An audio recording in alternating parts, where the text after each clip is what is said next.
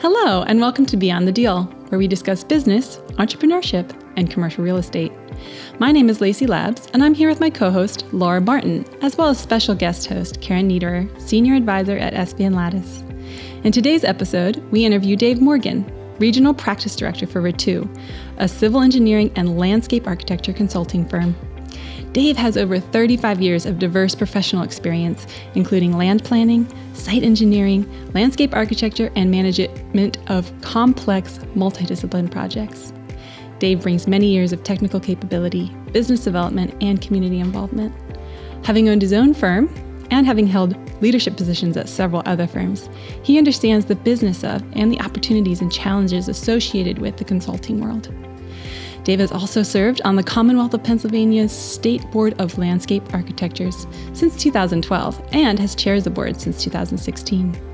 Tune into this episode to hear more about Dave's business journey, the land development and real estate experiences that he shares, and what advice he would give to younger developers, investors, business owners, and landscape architects.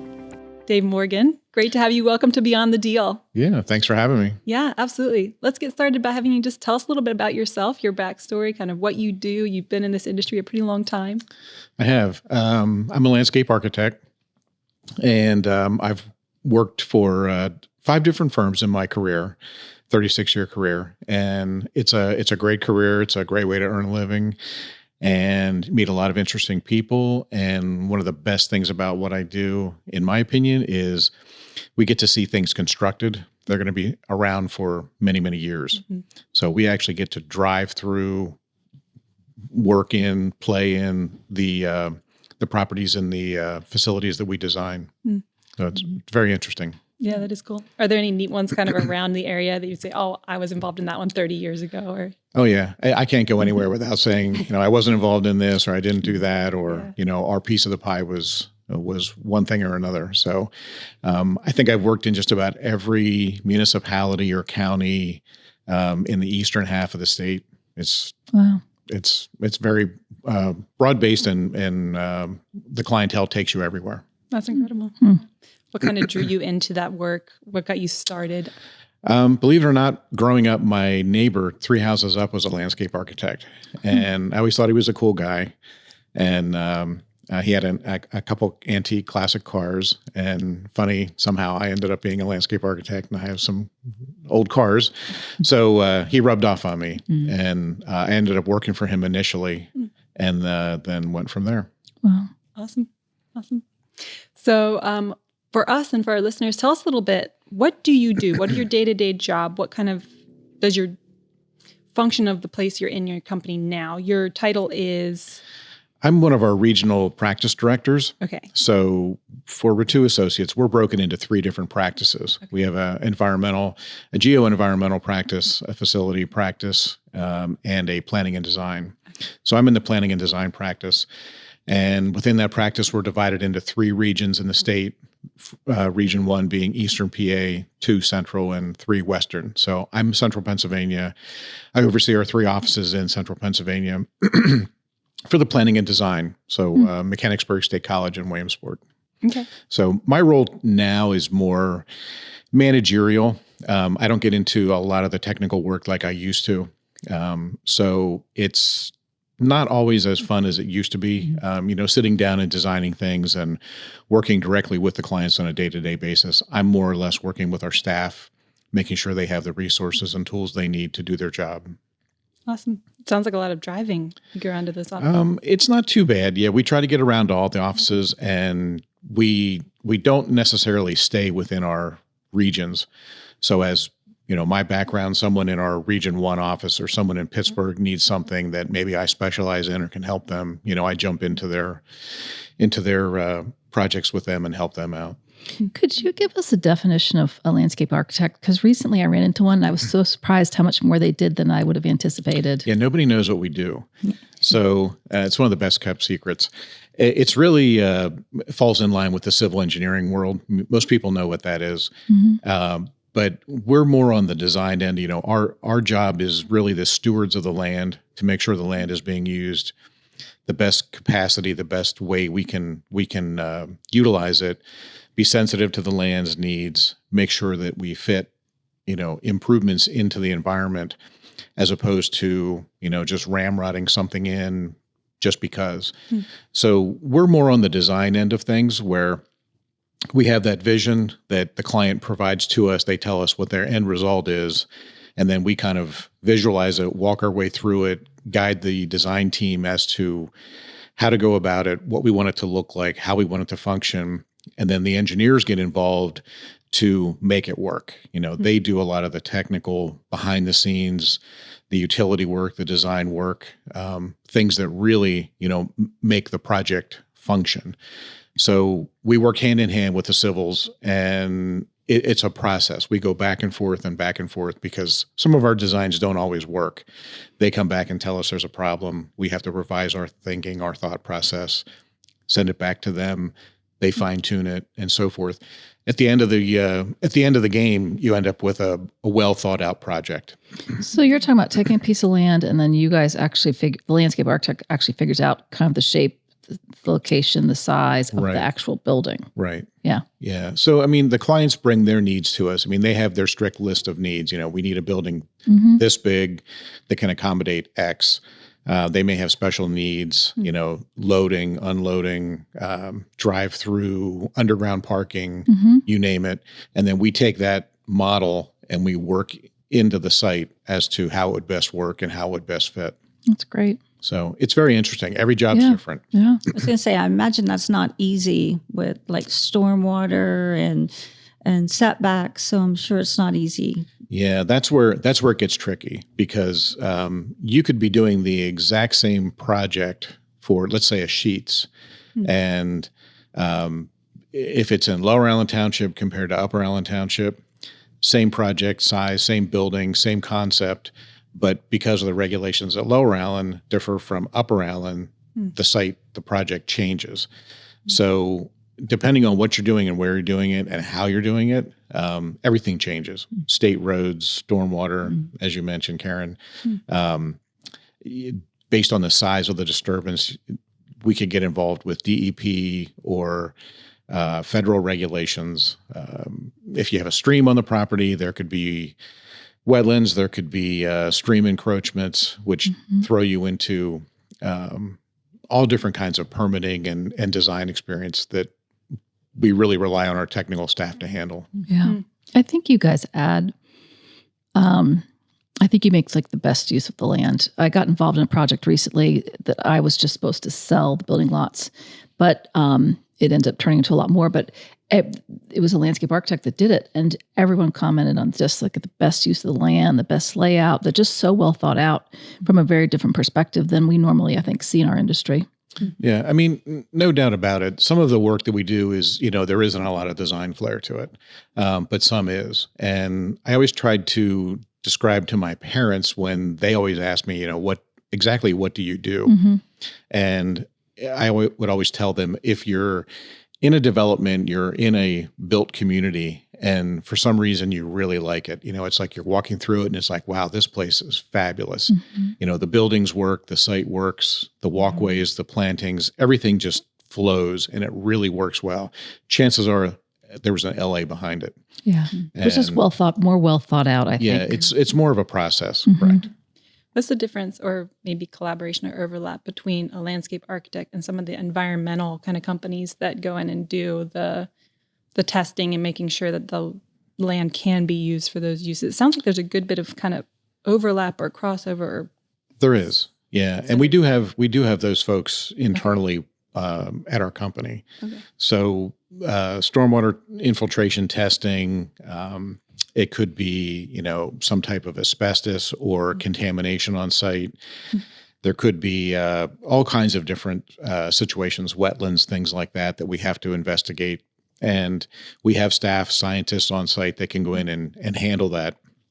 So again, each site's a little bit different, but based on the needs of the client, what they're after, what they're trying to achieve, and how big the project gets. Usually the bigger the project, the more involved as far as agencies go.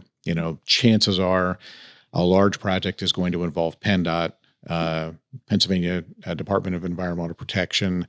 The counties get involved on the conservation district level, county planning, and then you have your municipal planning commissions, and there's a lot. A lot. That's a lot. Yeah, And the utilities. And every job is like a committee. And, there's a good attorney once told me a horse designed by committee is a camel.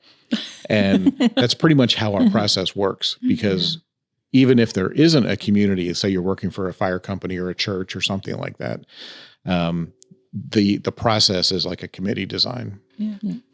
a lot of coordination. Yeah. So what factors are kind of the critical factors to land development as you guys do your job? What are the big, like 10-foot or 10,000 foot overlook? What does it look like looking down? And then what is some of the nitty gritty as you kind of flesh that out? I would say when I'm working with Karen, she has a potential client or a piece of land that she would like to sell or market to a client. We look at zoning first to make sure the use is permitted. If the use is permitted, chances are it's going to be a lot easier process to move forward. And then you look at access for both vehicular, pedestrian, and utility. Okay. Some sites look great, as you drive by, but the sewage treatment plant has no capacity. There's no water in the area. There could be all kinds of underlying issues that you can't tell from looking at it in an aerial view or driving by. So we start usually with zoning and then work our way out. So you guys are usually brought into the process with raw land, totally no plans in place, undeveloped, or does that kind of vary? It does vary. Okay. It used to be, it was, the old saying is, we worked in green fields. Now it's a lot of brownfield, so it's redevelopment. So the saying is all the good sites are gone, and there is some truth to that. But what we're finding now is due to regulations, sometimes it's easier to redevelop a property than it is to start new, because there's existing impervious surface, there's existing utilities, chances are, that can be reused, or the connection can be salvaged. So with the demolition, that's an added cost, but it's not like you're starting from scratch. So, and some of the local municipalities like to see that property back on the tax rolls, get redeveloped, remove the blight, and they're more and less behind you with the project. Okay. So how long do these processes usually take? And kind of, if there's a developer listening to this episode, what does that look like? How can we educate them, educate us? What should they know? What should they expect? Well, I'd say 8 months to 3 years. Okay. It just depends what you're trying to do. I was going to say a long time. The big window. Yeah, and it gets longer as time goes on, unfortunately. And a lot of it's due to regulations beyond the municipality. If we could work just with the municipality and, say, the county, I think we could get things done very quickly. But when you start to pull in state agencies and federal agencies, the regulations don't always align with the county or the local government. And then it's kind of a stalemate. What do we do? Who dictates how the project moves forward? And sometimes the attorneys have to get involved in that to iron it out. The project changes in that process because it's too big of a fight. It's going to take too much time, too much money. So it's quite a process. And the experienced folks know how to handle it. They know what to look for to set things up. But the inexperienced folks are the ones I really feel for, because they have no idea what they're stepping into. And more people should go to their local municipal meetings to hear and see what goes on. They'd be shocked at what developers actually have to put up with. Would that be the Planning Commission? It would be Planning Commission, and it would be, your supervisors or commissioners. But developers in general get a bad rap. And, they really want to do the right thing, and they want to do a good job. They want to bring good business to the community. But a lot of people don't realize what they have to go through and the process and the timeline they have to go through to get that facility or that improvement, to fruition. And the expense, it's very expensive. It's a lot of money, a lot of carrying costs, a lot of time, and it can be very frustrating for them. So, but they build the roads, they improve the land, they bring us the The franchises that we look for, they bring us all types of facilities for us, hospitals, it could be anything. So they do get a bad rap. There's a couple bad ones out there, but not so much. Yeah. The bad rap, do you think that comes from people just don't want to see development happening? Or Yes. Okay. Yeah. Most people resist change of any type. And I did a lot of telecom work back in the 90s and early 2000s, and nobody wants cell towers. But, our emergency services folks depend on the ability to be able to communicate through them. They send data to local police, local EMS through these towers. Everybody wants a cell phone. More and more phones are getting sold, but nobody wants the towers. Yeah. And, Yeah. something has to give. But most of the time it's the, not in my backyard crowd. Yeah.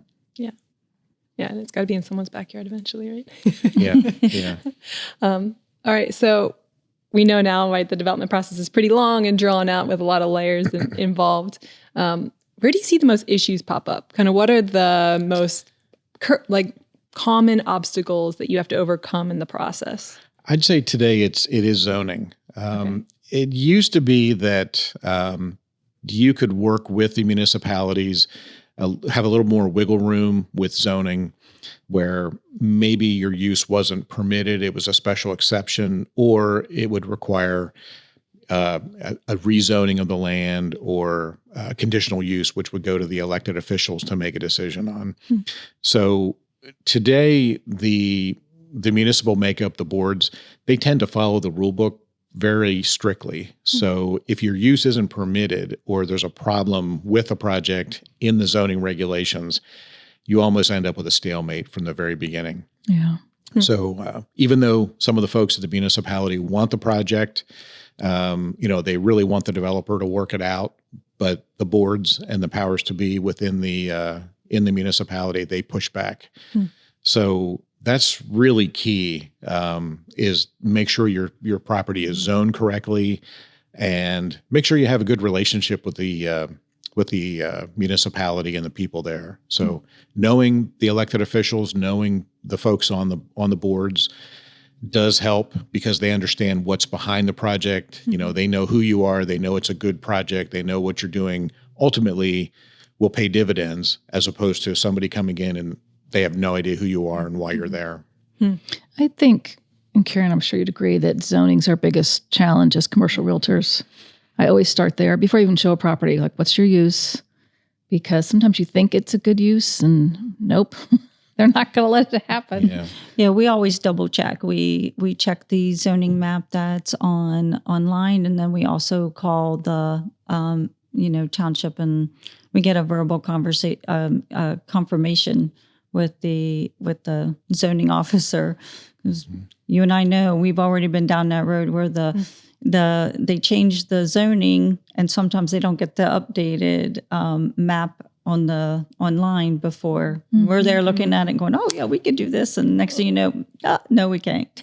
Yeah, commercial use in one township differs from commercial use in another township, and there could be several different commercial zones.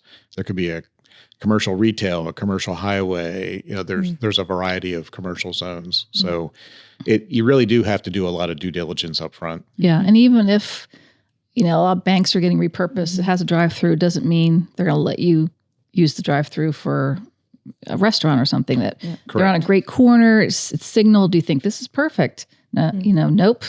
Yeah, banks only need so many square feet of space for their customers, or so many parking spaces for their customers. But if you want to turn it into a restaurant, suddenly the regulations change, and you have to have so many square feet for patrons, for seating and so forth. Next thing you know, the building is not big enough. There's not enough parking, and all of a sudden the use goes away. Oh no!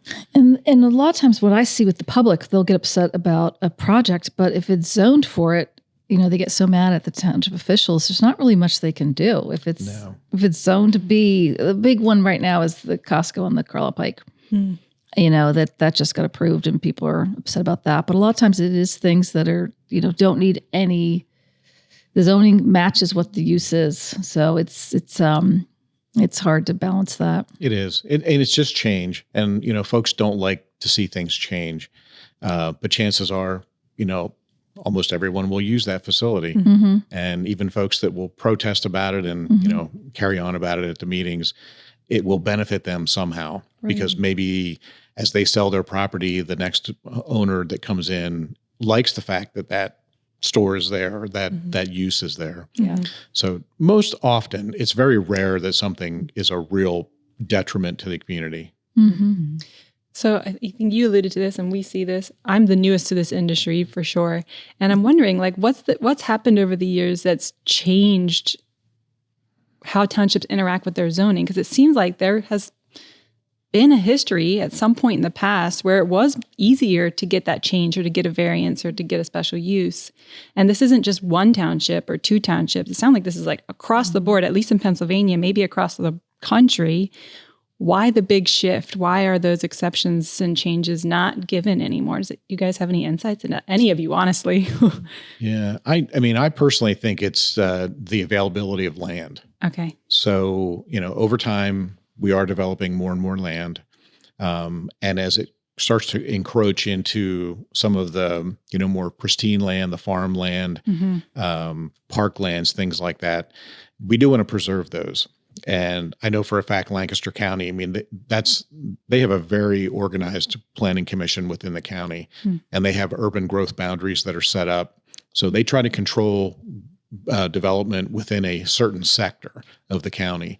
So if your project is located within the urban growth boundary limits, your chances of a successful project are much greater. If you go outside of that boundary and start to get into some of the, more pristine farmland that's been, agricultural use for hundreds and hundreds of years or forever, then the pushback starts.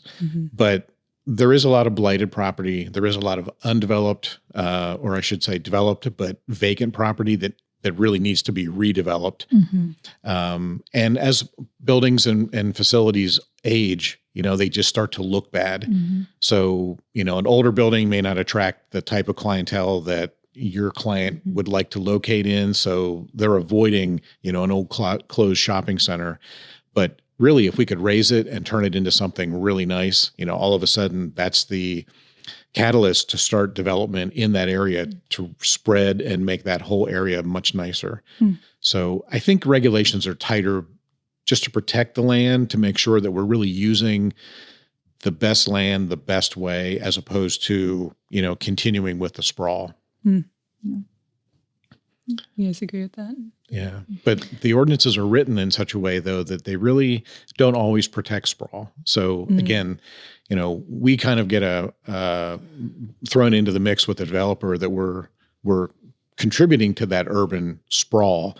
But if the ordinances are written in such a way that lot sizes have to be a minimum of X and, things like that, they have no options for smaller lot sizes or more unique or modern type developments, you're forced into it. So you have a 100-acre site and the minimum lot size is 20,000 square feet. You're going to have big properties, and we don't need those. People don't want to mow, 3/4 of an acre. They want a smaller lot, larger home, more of a neighborhood feel. But if the ordinances aren't updated to match that, we have to follow the ordinance.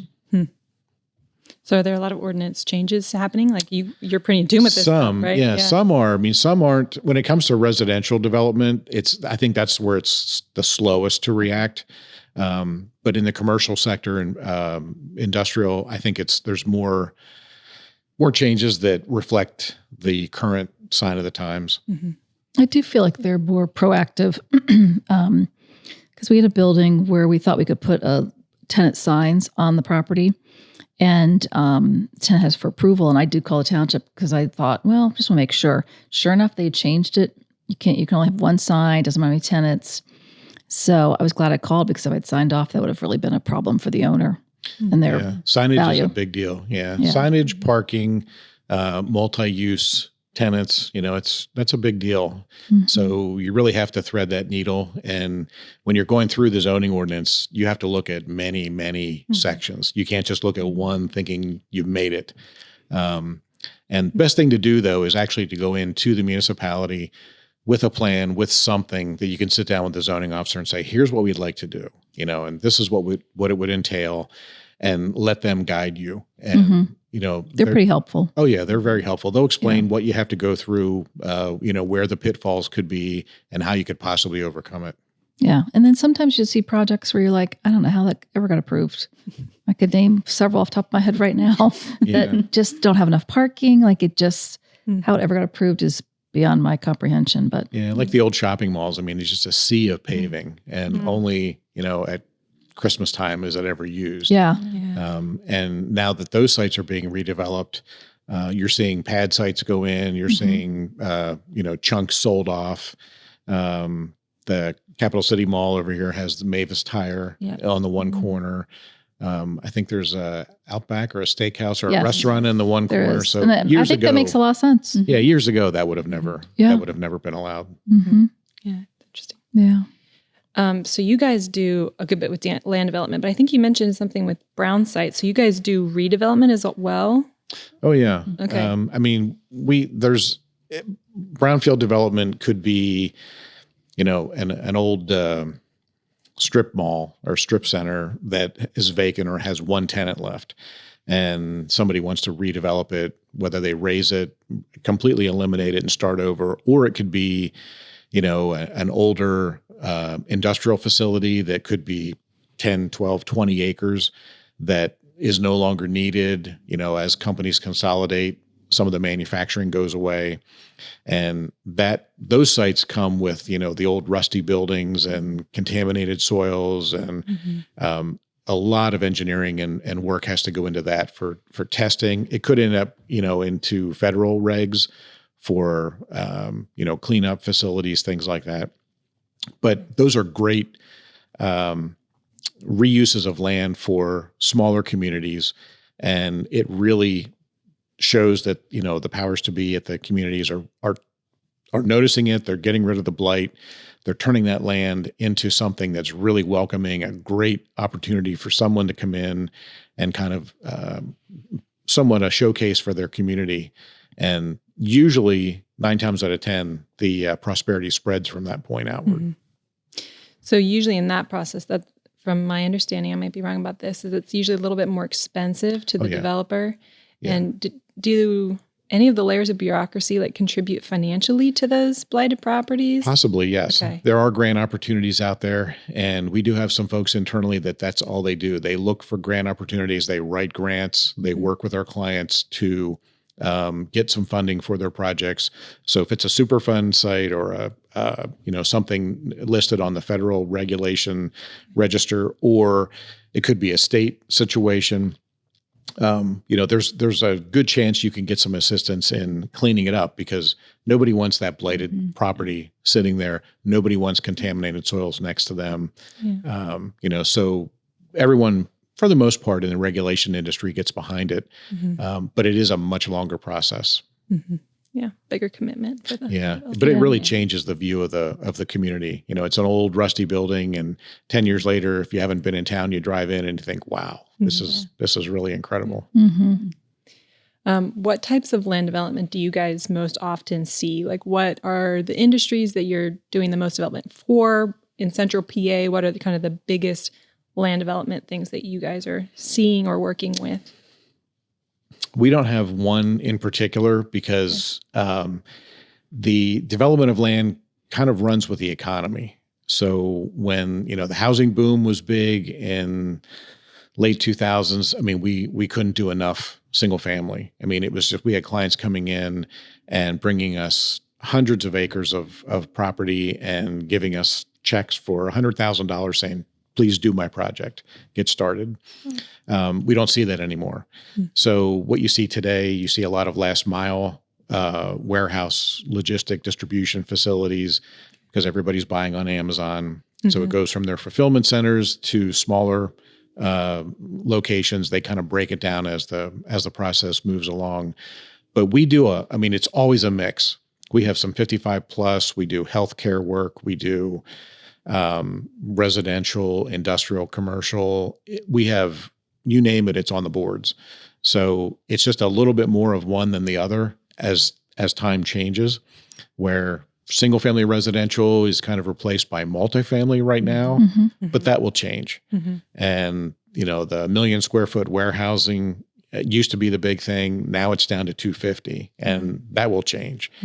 So it varies all the time. And with a firm of our size, we have about 300 people. Wow. So with all the facilities or disciplines we have in-house and our abilities, we cover a lot of territory. So the clientele is very vast. Okay. Makes a ton of sense. Do you have anything that you've noticed, like, let's just say within the last year, that's kind of hot right now if we're just snapshotting current market only? I'd say it's a mix of 55 plus communities. There's a need for that as the baby boomers age. A little bit of a slowdown in people selling their houses, but again, that will change too. But the last mile distribution, very select retail. They're being very, as opposed to putting a strip center in with one anchor and the rest will fill in. It's very targeted and very specific. And then there's always the special needs, the hospitals, the medical facilities, as medical groups and agencies consolidate. They will close a hospital, they'll open a hospital, they'll open urgent care, they'll move things around. So we get involved in a lot of that.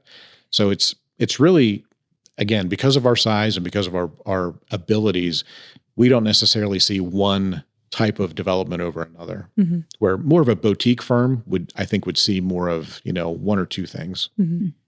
Yeah. Interesting. Okay.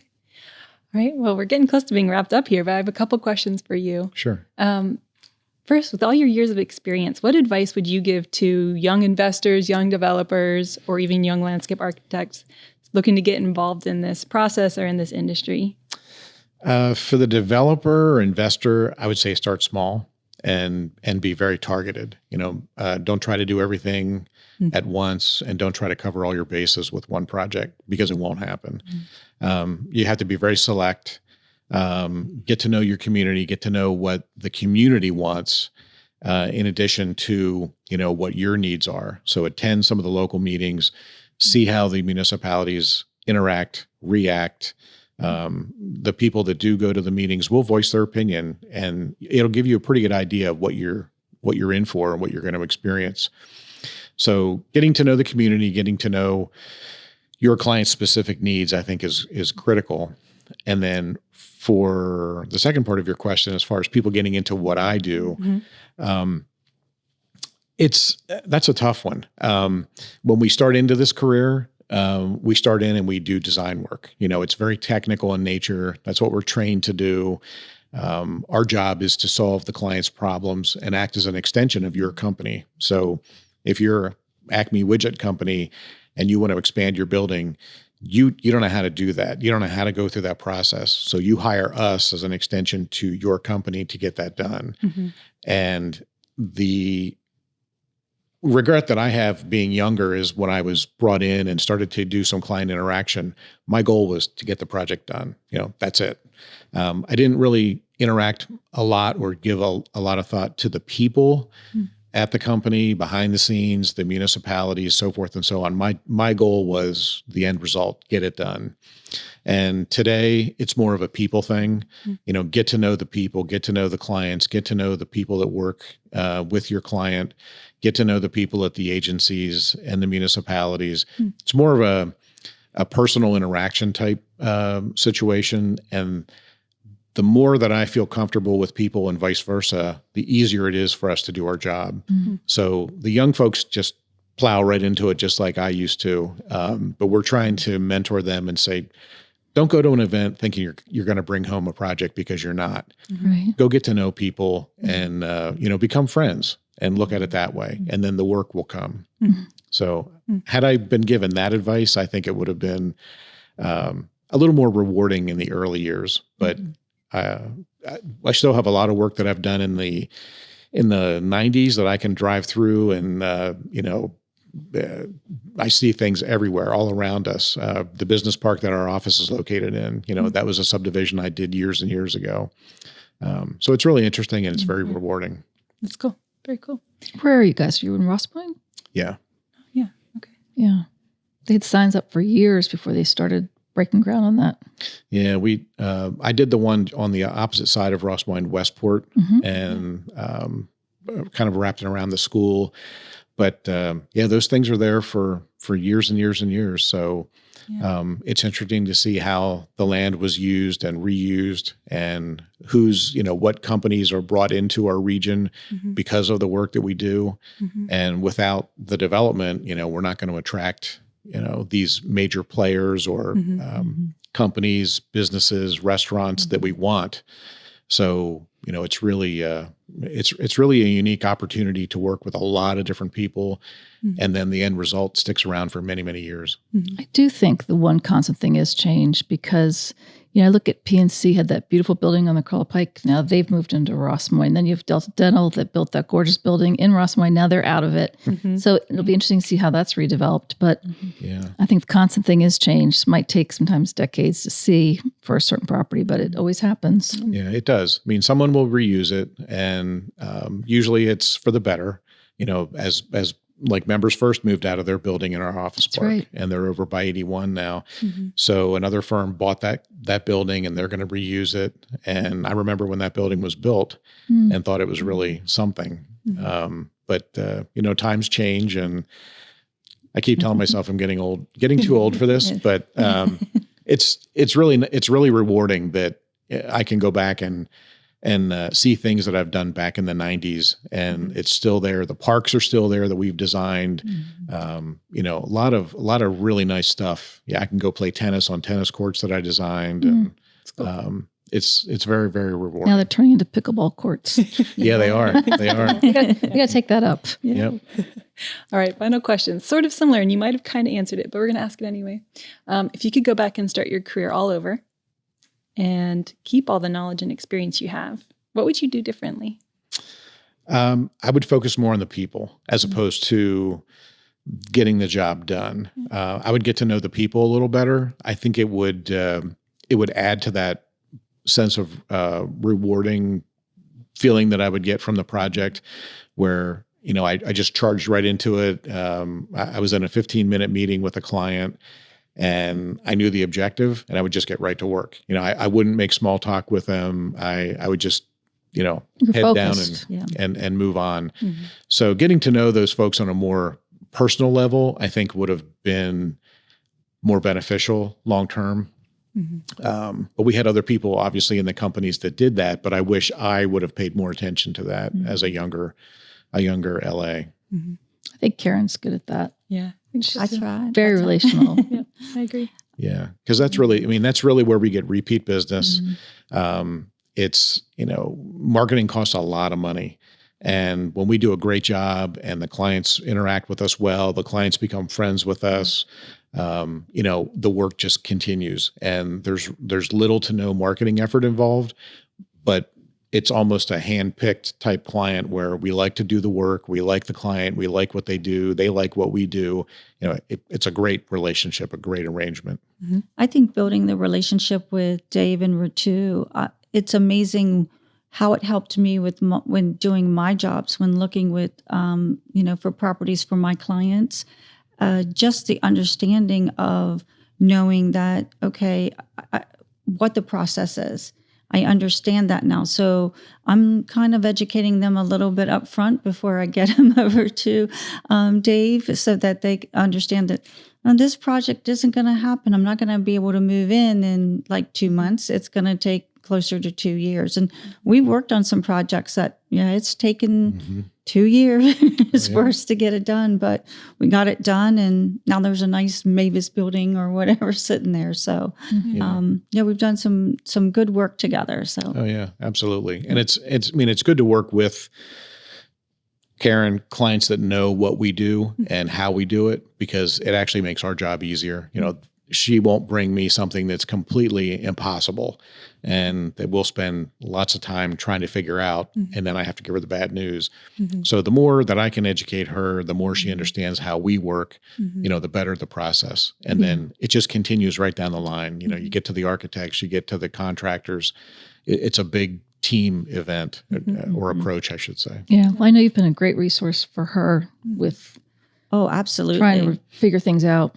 Yeah, absolutely. I mean, I know a couple projects that I wouldn't have gotten them done without the help from Dave and Rettew. The team was, I mean, there's been times where I've called and said, "Hey, can I get a drawing done for this piece of land?" And Dave was like, "Yeah, when do you need it?" And I get it. Like a couple of days later, I've got something there that I can take back to the client and say, here's what we can do. We can't do the larger building, but we could do the smaller prototype. So it saves a lot of time on my end as well as on Dave's. And the clients they're very grateful for that knowledge and that information up front. Yeah.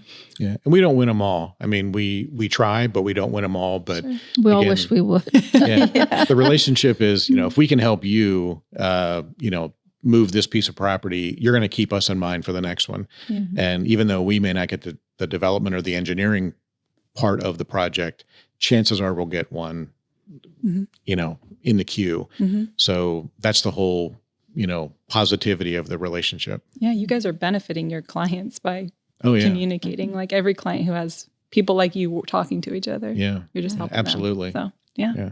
Awesome. Thank you so much for being with us, Dave. It was great to have you on. Yeah. Thanks for having me. I appreciate Thank you. it. That was Dave Morgan sharing his insights on civil engineering, landscape architecture, and the process of land development. For more information on Dave, Rettew, or to learn more about SVN Latus, click the links in the show notes. Thanks for listening to Beyond the Deal.